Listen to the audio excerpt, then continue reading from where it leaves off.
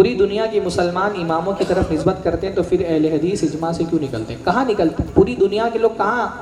جب آپ خود یہ مان رہے ہیں کہ اہل حدیث نسبت نہیں کرتے تو کیسے آپ نے کہہ دیا کہ پوری دنیا کے لوگ اماموں کی طرف نسبت کرتے ہیں؟ یہ بھائی نے سوال کیا ہے کہ پورے دنیا کے مسلمان اماموں کی طرف نسبت کرتے ہیں تو پھر اہل حدیث اجماع سے کیوں نکلتے ہیں؟ بھائی اجماع کی تعریف بھی پتہ ہے کیا ہے؟ جس بھائی نے لکھا ہے اس کو اجماع کی تعریف پتہ ہے۔ اجماع کہتے ہیں اتفاق مجتہدی هذه الامہ بعد وفات النبی صلی اللہ علیہ وسلم فی عصر من العصور علی حکم شرعی۔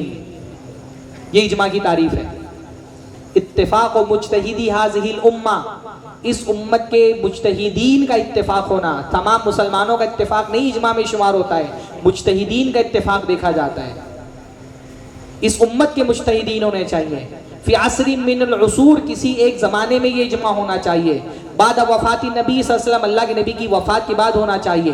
علی حکم شرعی، اور کسی شرعی حکم پر ہونا چاہیے۔ آپ ثابت کریں کہ تقلید کا اجماع ہے، ہم مان لیں گے انشاءاللہ تعالی۔ ہم تو آپ کے سامنے دلیلیں دے رہے ہیں کہ ائمہ نے تقلید سے منع کیا ہے۔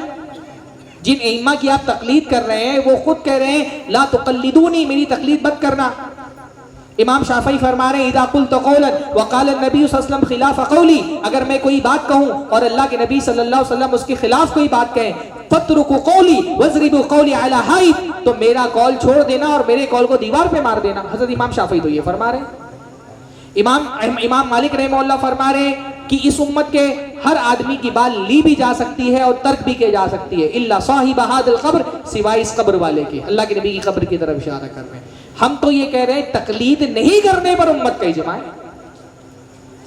باقی رہا معاملہ نسبت کا، تو ہم نسبت سے اختلاف ہی نہیں کرتے بھائی۔ آپ کو نسبت رکھنی ہے آپ رکھیں، ہم کو اس سے اختلاف نہیں کہ آپ اپنے آپ کو حنفی، شافعی، مالکی، حنبلی، دیوبندی، بریلوی کچھ بھی کہیں آپ کو، آپ کے نام، ہم کو نسبت سے پرابلم نہیں ہے، آپ نسبت رکھ سکتے ہیں۔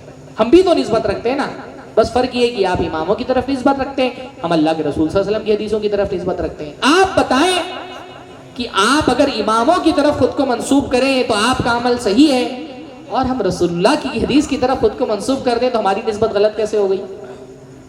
ہاں، آپ اپنے اماموں کی طرف نسبت کریں تو آپ کی نسبت صحیح، اور ہم اپنے آپ کو رسول اللہ کی حدیث کی طرف منسوب کر دیں تو ہماری نسبت غلط۔ ہم نسبتوں کا انکار نہیں کرتے۔ کوئی اگر کوئی بھی نام، کوئی بھی اچھا سا نام اپنے گروہ کا رکھنا چاہتا ہے رکھ سکتا ہے، نسبتوں کا مسئلہ نہیں ہے۔ مسئلہ مسلک کا ہے، مسئلہ عقیدے کا ہے، مسئلہ تقلید کا ہے۔ ہم عقیدے، غلط عقیدے پر رد کرتے ہیں، غلط منہج پر رد کرتے ہیں، باقی نام تو جو جس کے رکھنا چاہے رکھ لیں۔ پرانے ائمہ میں بھی کچھ لوگوں نے اپنے آپ کو کسی امام کی طرف منسوب کر دیا۔ ہم بھی جو ہے وہ الگ الگ طرح کی نسبتیں رکھتے ہیں اللہ کے نبی صلی اللہ علیہ وسلم کی حدیث کی طرف۔ کبھی ہم اپنے آپ کو اثری کہتے ہیں، کبھی سلفی کہتے ہیں، کبھی اہل الحدیث کہتے ہیں الحمدللہ۔ تو نسبتوں سے ہم کو اختلاف نہیں ہے الحمدللہ۔